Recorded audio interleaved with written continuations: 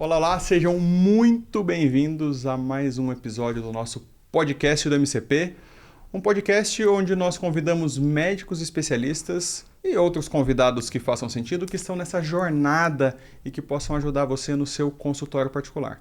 Pessoal em diferentes fases, que já passou muito perrengue, que já sofreu demais no consultório e que aqui nós vamos compartilhar dicas, acertos, principalmente erros do consultório, para que você não cometa os mesmos erros que a gente cometeu e que consiga ter uma jornada mais fluida no seu consultório.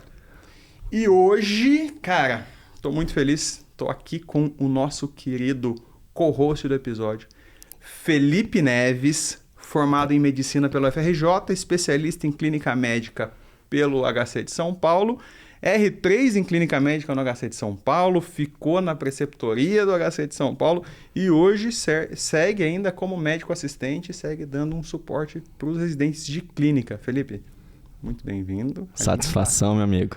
A gente está junto sempre aqui. Fico muito feliz que hoje essa conversa é nossa. E vamos lá, bater um papo. Bora bater um papo.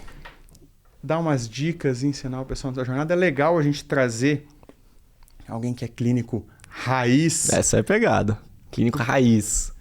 Porque é uma especialidade que muita gente tem certeza que não tem como crescer no consultório, né? Isso eu ouvi muito, Jonas, mas assim, foi muitas vezes, sabe? Eu ouvi durante anos isso e isso foi uma barreira que teve que ser vencida, sabe? Mas quando a gente acredita no negócio, bola pra frente, né? Que eu acho que é muito conversa com o que a gente acredita do consultório de trazer um negócio que faça sentido pro nosso paciente. Foi a zebra da história, né? Tipo e mostrou isso. E teve sucesso no consultório.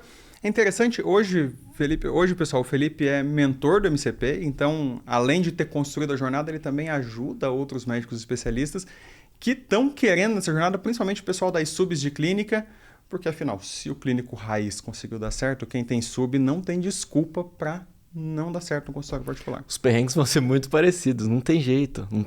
A história, ela se repete muito, né? Acho que a galera das subs cirúrgicas, eles têm outros percalços, outros perrengues, mas não tem jeito. A história, ela se repete em muitos aspectos. Então, eu fico muito feliz aí de estar ajudando muita gente. Felipe, só deixa o pessoal da edição tá pedindo pra você deixar o microfone mais perto. Eu acho que acho que tem um problema contigo esse microfone, né? Talvez. O meu também? Então tá bom. Então, o problema é de todo mundo aqui. Felipão, vamos começar com a nossa primeira pergunta clássica do nosso podcast. Quando foi que você virou a chave e resolveu ir para o seu consultório particular? Eu vou ter que contar uma história. Posso contar? Mas sem dúvida, você tá em casa. Olha só, então conforme você mesmo comentou, eu formei lá na Federal do Rio de Janeiro. Então, eu sou do interior de São Paulo, mas fui lá fazer graduação. E a partir do segundo ano, Jonas, eu entrei para um consultório, na verdade para um ambulatório de um grande professor cardiologista, professor emérito lá da FRJ, Nelson de Souza e Silva, que se eu tô aqui hoje fazendo o que eu acredito, é muito por causa dele, cara. Então, eu entrei nesse ambulatório aí e fiquei até o fim da graduação.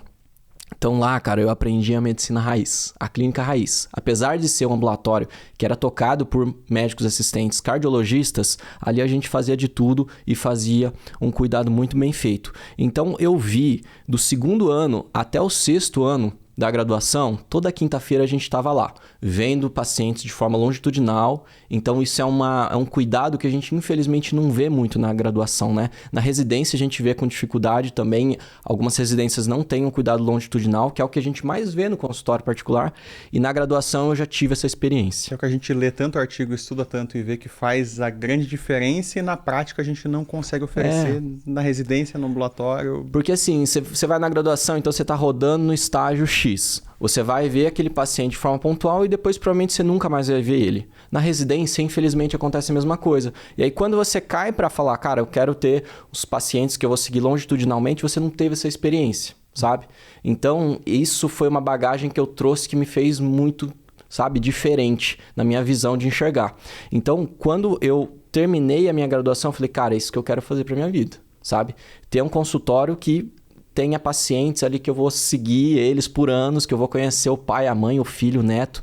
E esse professor me ensinou muito isso. Falou, cara, você tem que voltar ali na história, na anamnese, lá atrás, E isso que eu acho mágico. Então, ali, eu terminei minha graduação e voltei para São Paulo, né?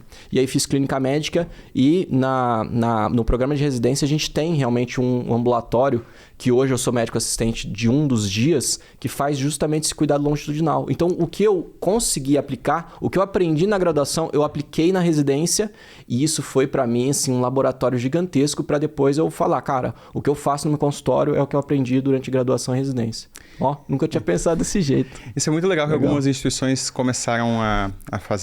Na escola também, alguns ambulatórios têm essa ideia de manter a longitudinalidade, né, do residente manter. Isso é muito bom. Mas, Filipão, vamos seguir pro consultório, pensando nessa... Todo mundo passou perrengue aqui de residência, mas a questão que muita gente sofre e aí muita gente se divide é na transição. Como é que foi para você o fim da residência /sub e o início do seu consultório particular? Como que aconteceu isso? Você começou a atender desde antes? Você começou a atender depois? O que você fez e como que você começou no seu consultório particular? É o seguinte, eu acho que eu estava no...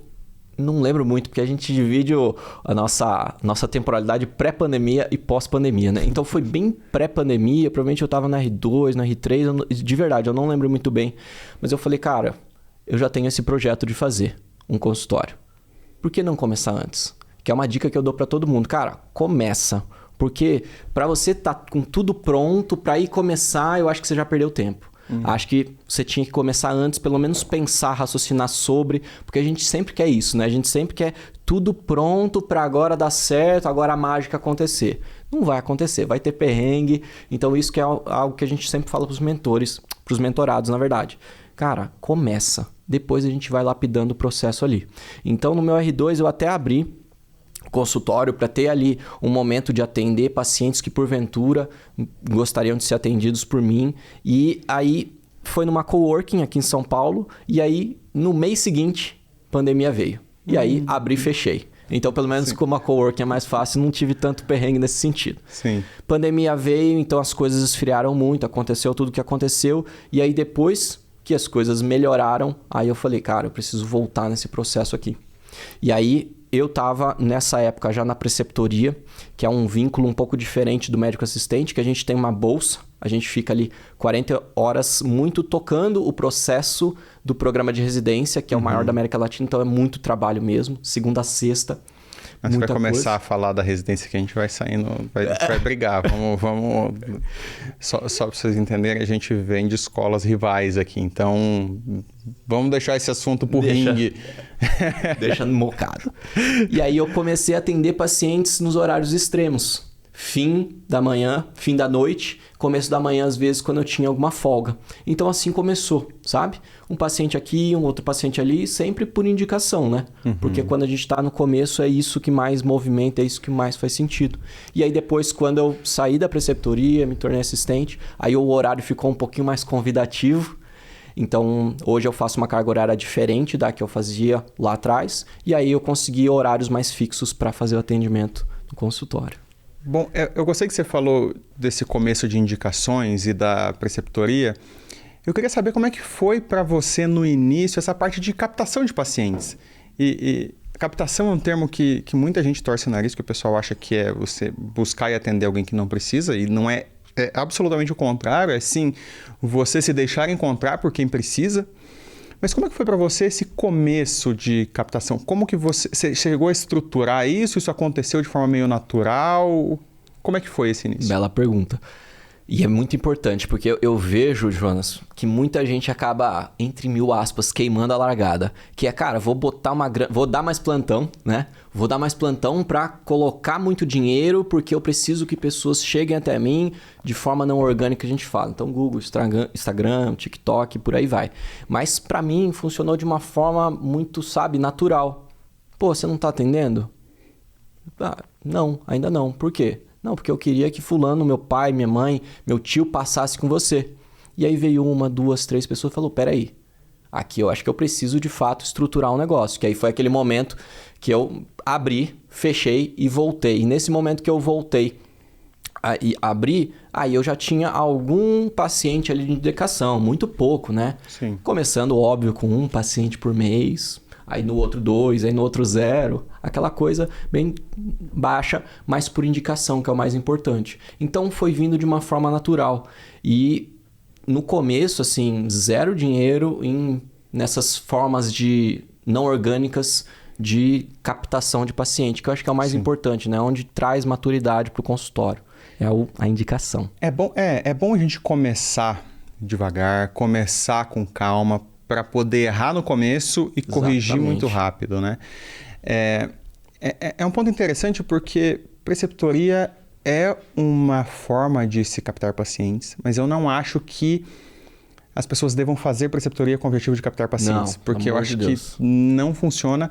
Até porque nós vemos muito na graduação e na residência. A gente sempre teve gente que nos inspirou e que a gente queria que os nossos familiares passassem com aquelas pessoas e tudo, mas o contrário também existia, né? A gente sempre teve muito preceptor que a gente não queria que ninguém passasse.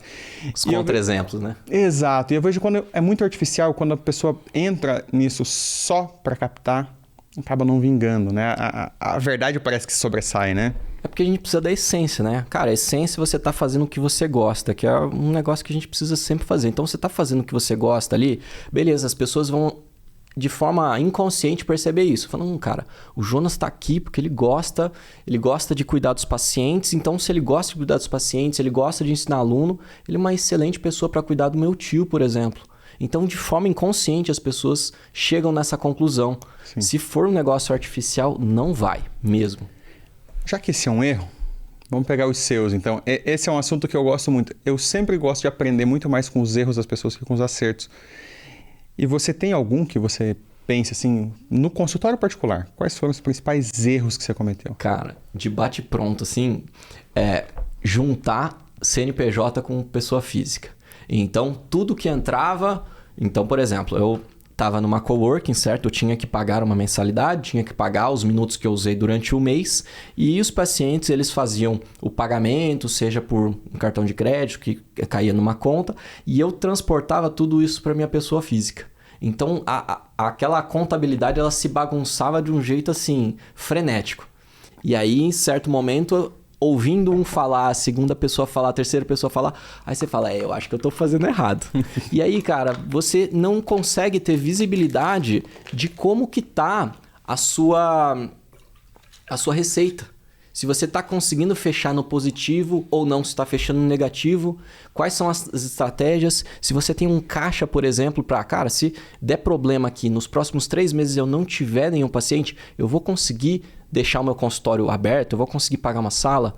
Então, esse foi um erro que, graças a Deus, eu cometi por poucos meses. Que aí eu percebi, falei, não, peraí, vamos separar as coisas. E hoje eu entendo que uma coisa é empresa, e eu sou pago pela minha empresa, e outra coisa é pessoa física. Essa é uma questão super importante até por questões fiscais, né? Pessoal que acaba... Nossa, o que eu tenho de colega que já caiu em malha fina e por vacilo e por erros que seriam facilmente evitáveis, né? Essa é uma questão que talvez para a organização do consultório é complexa. Eu vejo que a gente que é médico, a gente acaba... A nossa vida sempre acabou sendo a receita vindo às custas de muito trabalho e, historicamente, sempre foi muito fácil para se fazer mais receita. Então, qualquer problema, eu trabalho mais, eu pego mais plantão. A nossa moeda é plantão, né? Plantão. Então, é isso mesmo. Quanto custa isso em plantões? Os 2, 3 dá para pagar. Um plantão por mês a mais, um plantão por mês a mais. E aí tem aquelas coisas que o Michael fala lá no Finanças, né? Que é o dublê de rico. Vou comprar minha BM, custa 2 plantões por mês. Vou fazendo isso aqui, custa 3 plantões por mês. Quando você vê, você está fazendo 28 plantões por mês e está atolado. E querendo que o seu consultório dê certo, né? Sendo que é a minoria do teu tempo. Não dá. Esse eu acho que é um erro que o pessoal comete muito. Eu já cometi também. Um pouco menos, porque eu fui muito avisado, mas mesmo sendo muito avisado, eu cometi, que é na hora que a botina aperta, a gente sacrifica o horário do consultório. A gente quer muito que o consultório dê certo, mas, poxa, se eu já estou atendendo pouco, eu vou fechar esse dia aqui para pegar um plantão. E não parece que o prejuízo acontece da forma que ele acontece. A gente... mas eu já não estava atendendo. Mas será que se você tivesse mais dedicação para o consultório, não só de disponibilidade de tempo, mas de energia dedicada, de buscar estratégias e de buscar soluções para o seu consultório, não seria melhor? Eu cometi esse erro pouco, porque eu ouvi muito isso, e eu ouvi inclusive dentro de MCP. Eu assisti um podcast uma vez com um colega, não foi um podcast médico, mas era com um médico que tinha montado uma estrutura muito interessante.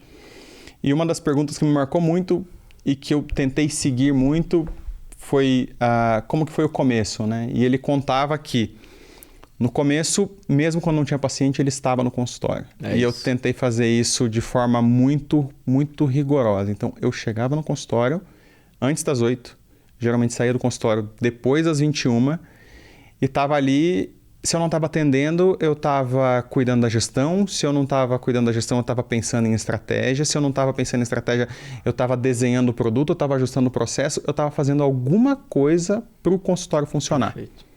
Esse eu acho que foi, para mim, uma grande solução que eu tive. Mas eu comecei dedicado só no consultório, né? Você começou equilibrando com preceptoria. Como é que você faz para equilibrar isso? Preceptoria, vida pessoal. Eu vejo que você tem um bambolezinho no dedo, casado. Então, como é que você faz para chegar em casa e a esposa não reclamar que você está muito tempo fora? Tadinha, ela reclama, mas ela é super compreensiva. Cara, na preceptoria, né, e eu falo da preceptoria muito porque é algo recente, relativamente recente, e as coisas aconteceram com uma velocidade até acima do que eu imaginava, porque... Mas a preceptoria é recente, mas o vínculo institucional você nunca deixou, né? Não. É porque eu fiz os 3 anos de residência, então eu fiz esses 2 anos de preceptoria, que é algo muito específico da Escola Paulista e do HC. Essa função tem só nesses 2 lugares. E aí, depois eu já emendei com assistência. Então, foi difícil, principalmente quando eu estava de forma longitudinal ali na preceptoria, porque eu ficava de segunda a sexta, cara. Horário comercial. Então, você joga horário comercial. Então, a gente tinha muita aula para fazer também. Aí tinha o consultório aqui. Pô, tem paciente agora, quinta-feira, você sabe aqueles horários, né? 19 horas. E que bom que o paciente tinha disposição. Às vezes o paciente gostava até desse horário. E aí, o fim de semana, para você conseguir um dinheirinho a mais para pagar os boletos, né? Acabava entrando visita, acabava entrando outras atividades. Então agora eu tenho uma semana um pouquinho mais estruturada, mas é isso, para você fazer o negócio funcionar, tem que ter um grau de organização e assim, matando um leão por dia, né? A gente já estava conversando no backstage aqui, a gente está numa fase muito semelhante de muitas coisas acontecendo. E é muito desafiador você conseguir segurar os pratinhos. Às vezes o pratinho tá quase caindo ali, você vai dar uma atenção maior e assim por diante. Mas acho que você começar o dia e você elencar prioridades, falar, cara, isso aqui é urgente, isso aqui eu tenho que fazer, ou isso aqui joga lá pra frente, ou delega pra outra pessoa, é fundamental. Eu sempre tive alguma dificuldade em deixar uma prioridade pra vida pessoal. Aqui eu preciso fazer um parênteses. Maria, meu amor, muito obrigado, porque... Não sei se é medo ou o quê, mas depois que ela, no começo do meu consultório, ela, como era tudo muito instável, muito inseguro, ela não veio ainda morar comigo nessa primeira etapa e veio na sequência.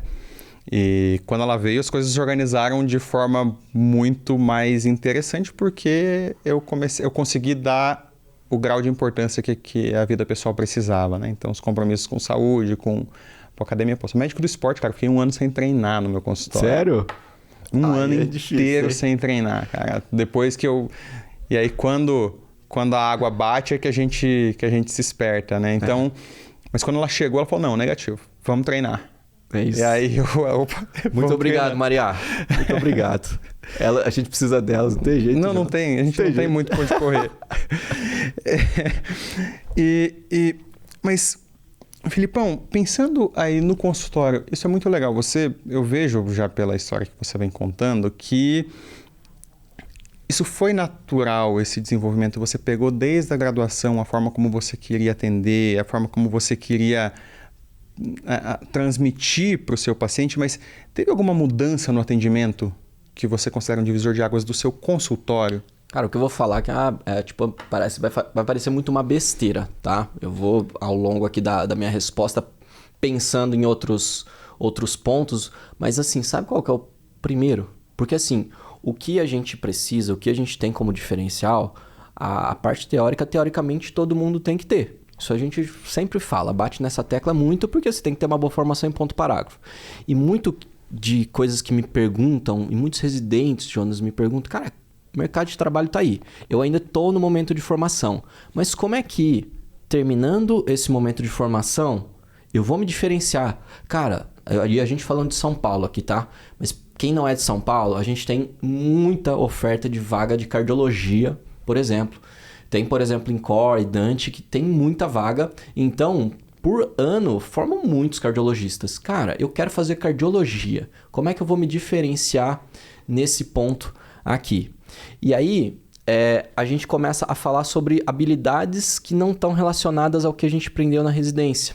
E muita residência, e principalmente aqui eu falo um pouco mais da de cardiologia e dessas duas instituições, porque eu tenho colegas ali dentro que me falam como funciona, mas é um volume de atendimento muito grande. Então a gente parte de um volume de atendimento de 40 pacientes numa tarde, eu vou ver 20, você vai ver 20.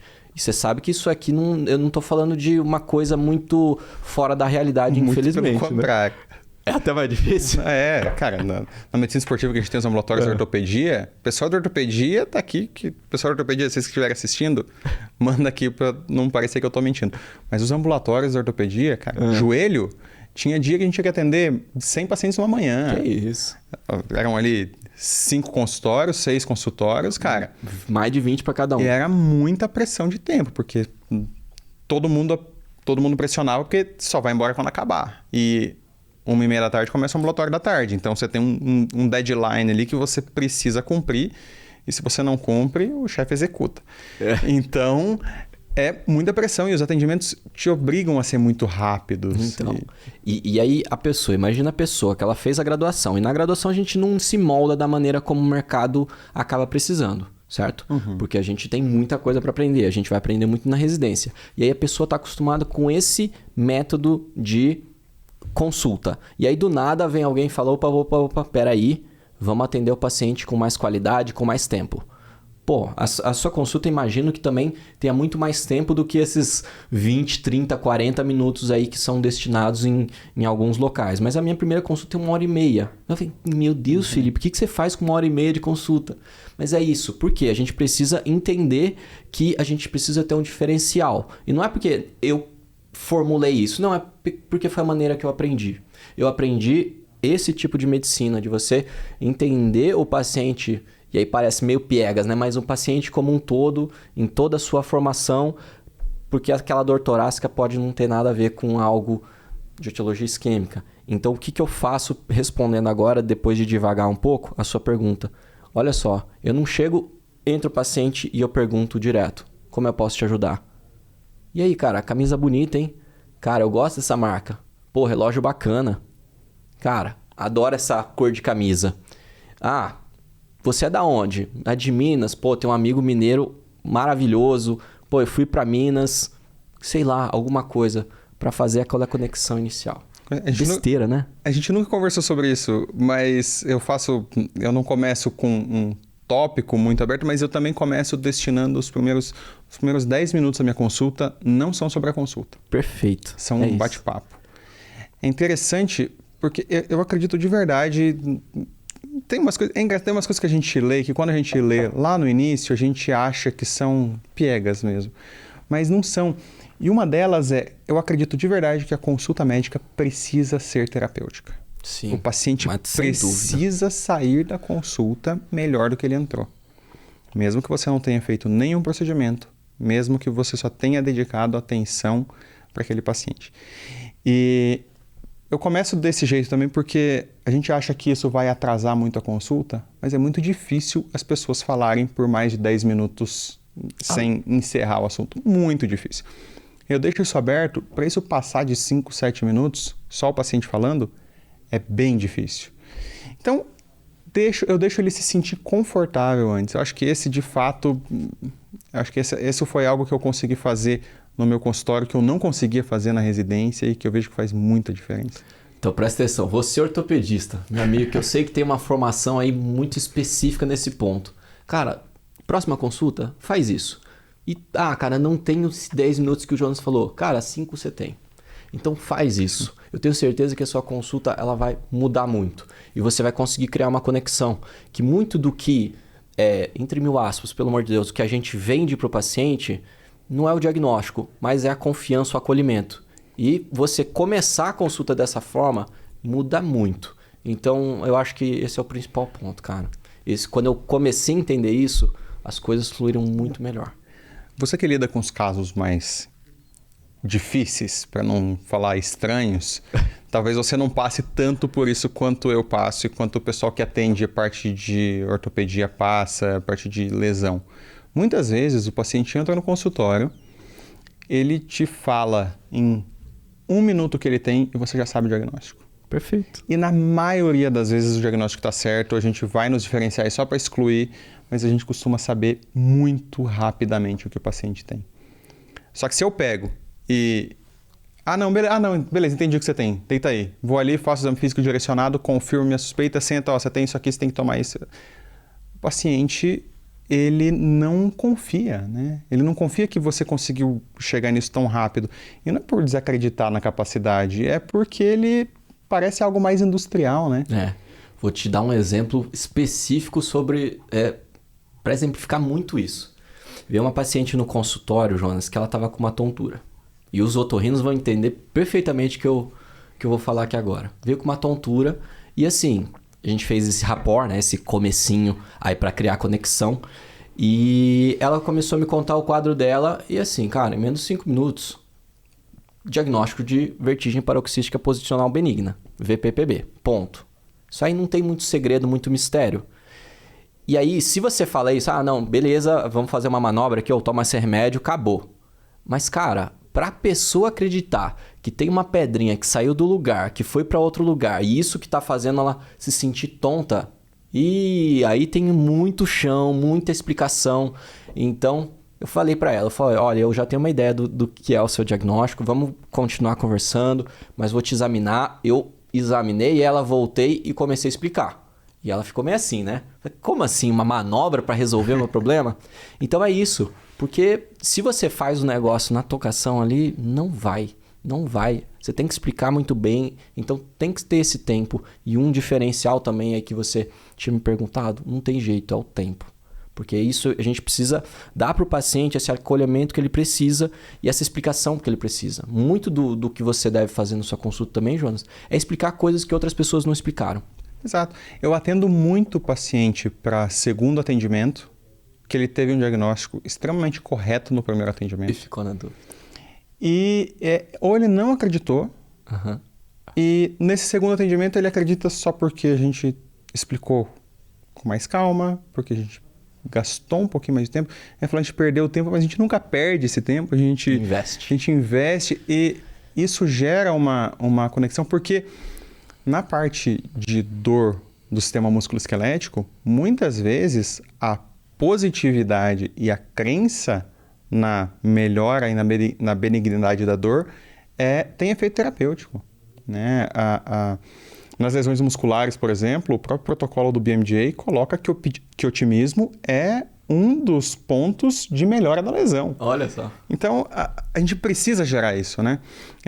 Acho que isso vai ficando muito claro. É um assunto que a gente gosta de falar, e tanto que a gente está indo muito nesse assunto, porque essas soft skills são coisas que a gente não é ensinado. Não, né? Não. Na verdade, eu acho que a gente até é desensinado, né? Porque o modelo que a gente está inserido é completamente outro. É o oposto, na verdade. Sim. É de produtividade em massa. E não, isso não está certo. E... voltando um pouquinho para essa parte de captação e de conquistar pacientes, os seus vieram muitos por indicação e até hoje vem por indicação. Eu vejo tanto de aluno que a gente é no MCP que te indica paciente. Mas pensando ainda em captação, você acha que rede social, o que você tem de opinião sobre isso? Eu acho que é fundamental. Por mais que você tenha uma rede social que ela não tenha muito a sua cara. Tem gente que não gosta de se expor tanto. E tá tudo bem. Só que você tem que ter o que a gente chama ali de uma vitrine, né? Você tem que ter ali a sua marca, você tem que ter ali falando o que você faz, qual dor que você resolve. Então você tem que ter esses elementos ali. Então não tem jeito. Eu acho que é uma parte que a gente tem que entender que hoje em dia físico e digital se confundem muito. Mesmo assim. Acho que é muito difícil da gente não fazer uma rede social para justamente ter o consultório como algo que você quer que tenha um crescimento, seja ele acelerado ou não. Ah, não, Felipe, eu não quero ter um crescimento muito acelerado ao longo do tempo, mas as pessoas precisam saber que você tá na praça. Eu acho que é isso, sabe? Ah, sim, isso eu concordo. Sabe que eu ia discordar de você no começo. É. Rede social é fundamental. Eu não acho que é fundamental você alimentar sempre uma rede social. Sim. Até porque muitas especialidades não captam pacientes em redes sociais e tudo. Mas eu acho que, nesse ponto eu concordo. Ter uma vitrine ali pronta é para todos.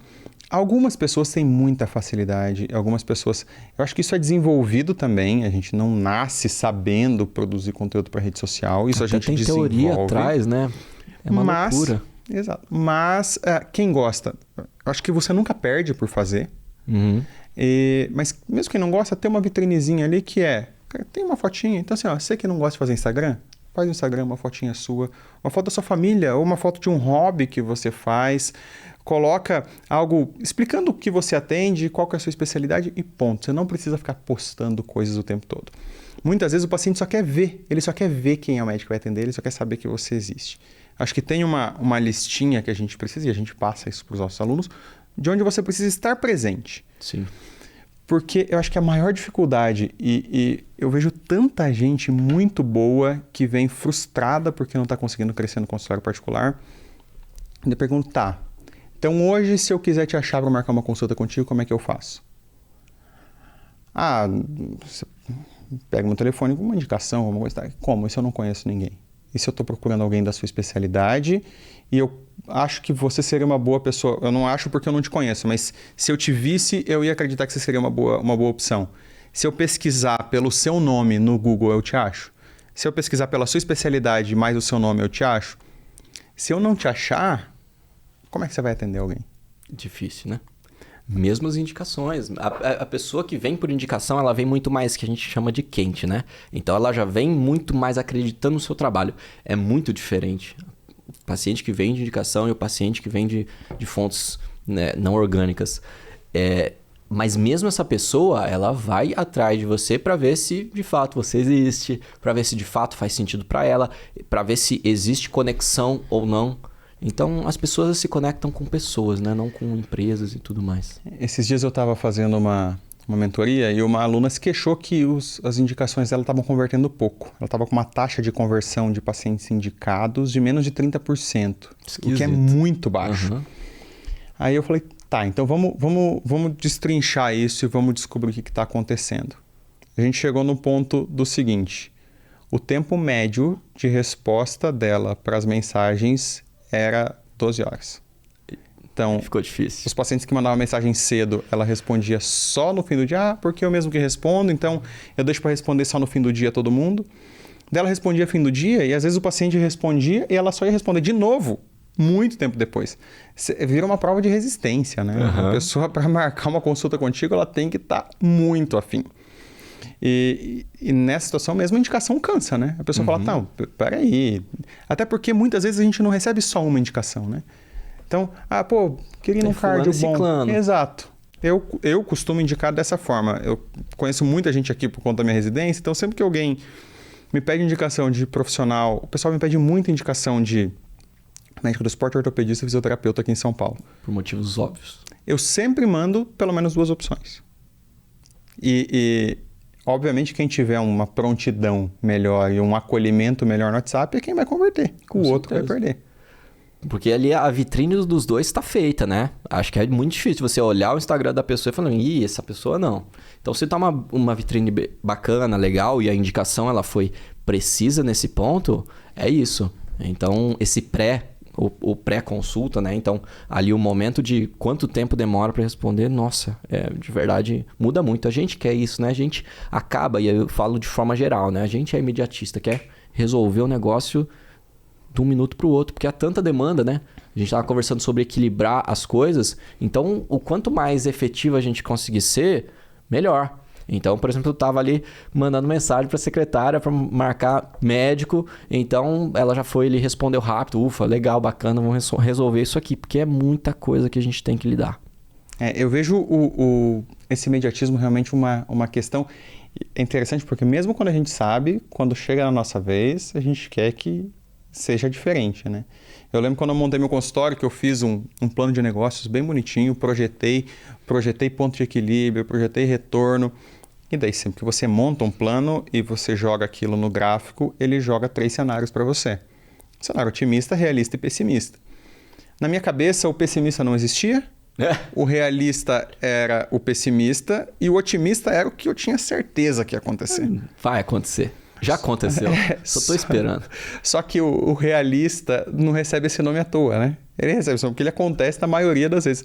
E é interessante porque o meu retorno foi até acima do que era projetado e mesmo assim eu tinha ficado insatisfeito. Porque eu queria algo muito mais rápido, eu queria algo muito melhor. E eu falo, pô, se eu tô fazendo tudo, por que não tá crescendo mais? E, lógico, a gente precisa de maturidade, a gente precisa de tempo, não é à toa que... Segura essa onda aí, né? Exato. É a vida te falando, segura essa onda, Jonas. Calma.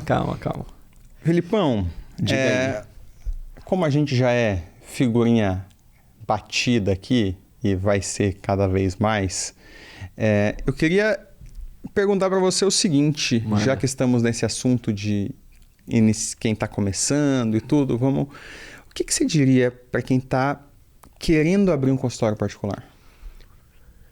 O que eu diria para quem está querendo começar um consultório? Isso. Perfeito. Cara, o que você deseja com o consultório? Você quer, e isso acho que é uma visibilidade importante para a pessoa ter.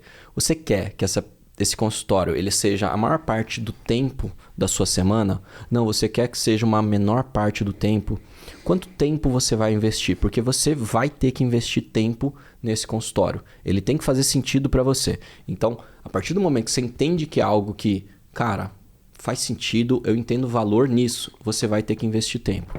Eu acho, Jonas, que aquela frase que nossos pais falavam, não, consultório, e para 5, 10 anos para começar a virar. Eu acho que a gente não tá mais nesse ponto.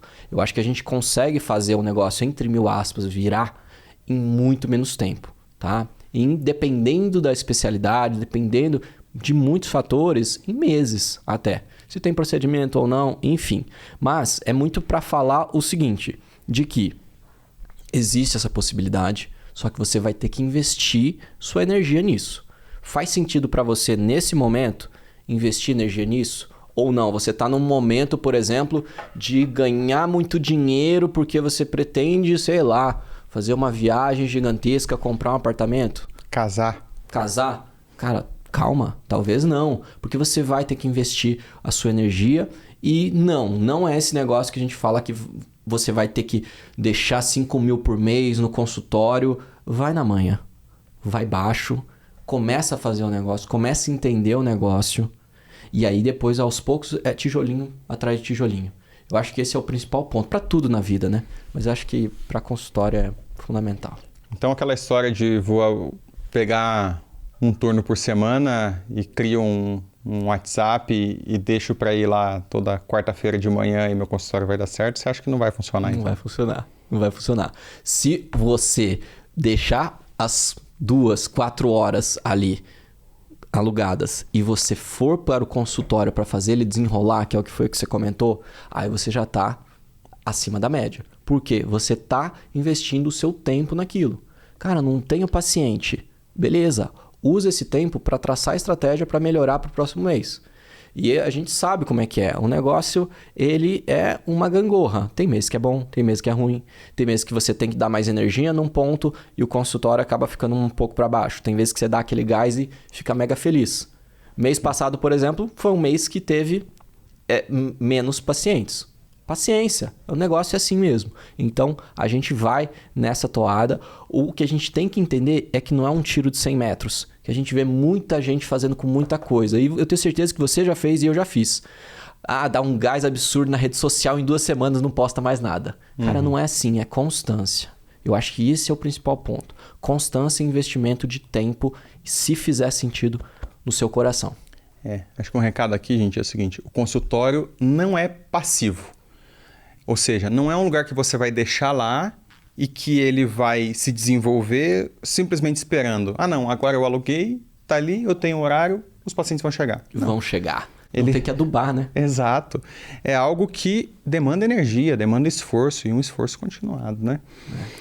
E se você pudesse resumir seu consultório, então, uma palavrinha, ou uma frase, uma sentença para definir seu consultório. Tá. Essência. Porque é o que eu acredito, sabe? É aquela medicina que... Eu sou clínico, conforme a gente já conversou. Então, eu acredito naquela medicina que se fazia lá atrás. Do médico chegando com a maletinha na casa do paciente. Cara, cuidando no máximo de coisas que for da alçada dele. Coisas que não forem o paciente ou o familiar falando: doutor, então me ajuda. Quem você confia que a minha mãe pode passar para ajudar esse problema a se resolver. Então, eu acredito muito em coordenação de cuidado. Então, por isso a palavra essência. E essência eu coloco um ponto vírgula energia, que é o que eu falei. Então, você tem a sua essência, que é o que você acredita, mas você tem que ter também a energia de você entender que o negócio não é do dia para a noite. E eu estou no processo ainda, né? Eu acho que eu estou engatinhando ainda, tem muita coisa para acontecer. Mesmo. Tá aí. Pontuando nisso, que você falou do médico raiz antigamente, eu acho que é um ciclo que está virando, sabia? Não um ciclo porque talvez mais anteriormente a gente não tivesse isso, mas nós começamos numa corrida pelo especialista e subespecialista e ainda vivemos muito isso. Sim. O paciente quer sempre procurar alguém que tenha a maior especialidade naquilo que ele acredita que ele tenha, porque às vezes ele acredita algo que não é o que ele realmente tem de diagnóstico.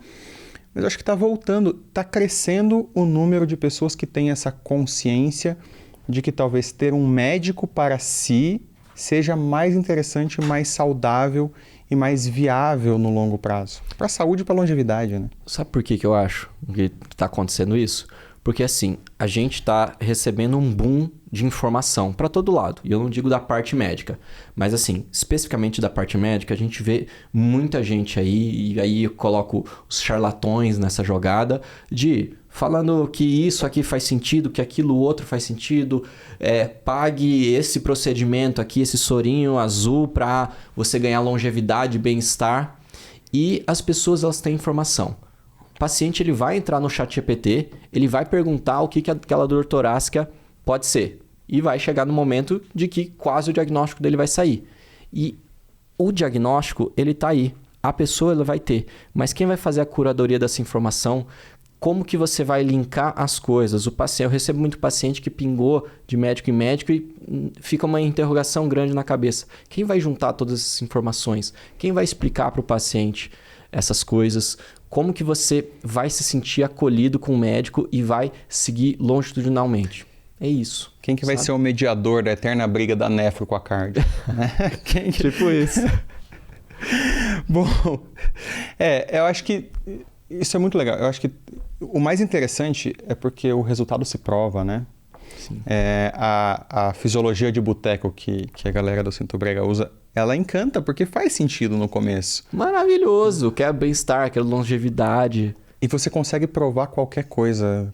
Você estressando a fisiologia, o raciocínio da fisiologia, você consegue dizer qualquer coisa que você quiser, a fisiologia, gostei. Porque você consegue explicar e fica maravilhoso. E aí vem da forma que você vende isso, né? Exato. Você pode vender da forma que você quiser. E se você for um bom vendedor, rapaz, você vende qualquer coisa. Sim. E a gente tem que aprender um pouco isso, né? Mas para o bem. É lógico. Para o bem. Com toda a gente precisa entender como é que funcionam essas soft skills. A gente precisa entender como que funciona essa comunicação. Acho que a gente, por muito tempo, a gente cresceu e foi condicionado na ideia de que o que é bom não precisa ser vendido, o que é bom se vende, mas eu não acredito muito nessa máxima, sabia? Eu também não.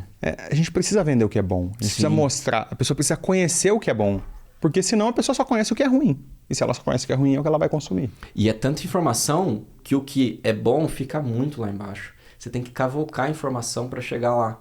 E cada vez mais eu não vejo isso se revertendo. Então, por isso, você que está aí, por favor, faça o seguinte. Coloque sua cara mais na rede social. Porque a gente precisa de pessoas boas falando de coisas que importam pra gente conseguir vencer essa guerra. Porque eu acho que a gente tá perdendo, Jonas.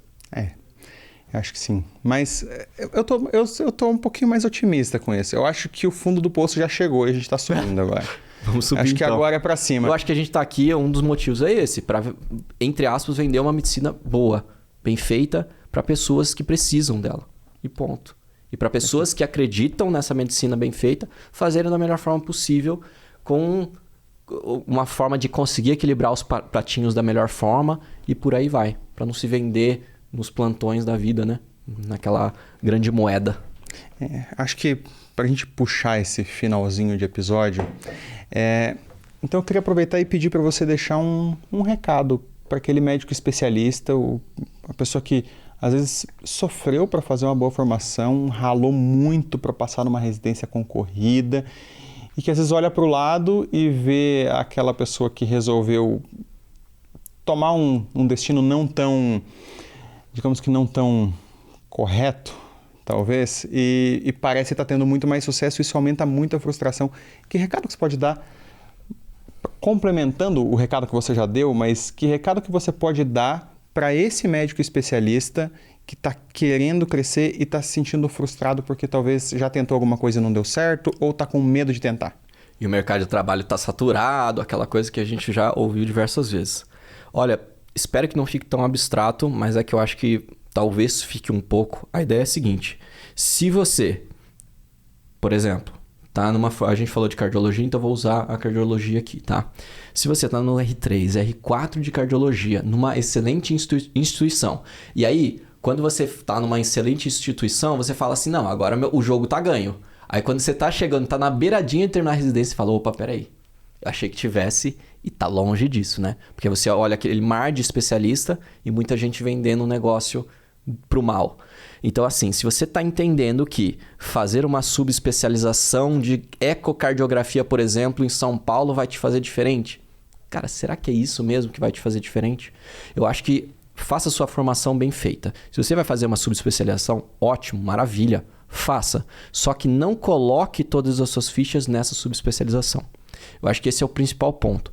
O ponto que eu gostaria de falar para uma pessoa que está nesse contexto é de que parece abstrato, mas essas people skills, soft skills que a gente vai aprendendo ao longo do tempo são as mais importantes para a gente se diferenciar. Então, olha só que besteira, mas aprender a fazer uma planilha é uma habilidade que a gente precisa saber. Por quê? A gente vai chegar no consultório e a gente vai precisar dessa habilidade.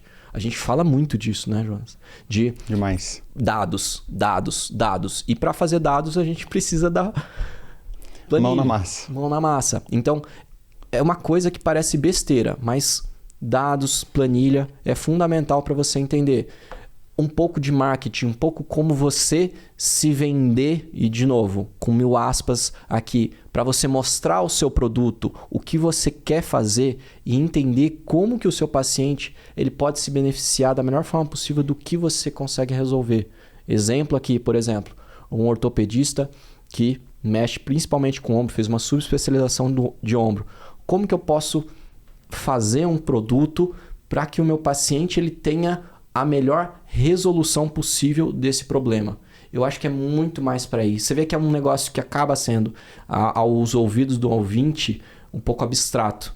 Mas, cara, é muito isso mesmo. Acho que não consigo deixar mais concreto do que isso. Não, mas eu concordo plenamente. Eu super entendi e concordo demais, até porque é isso que a gente vive, né? É isso que a gente respira.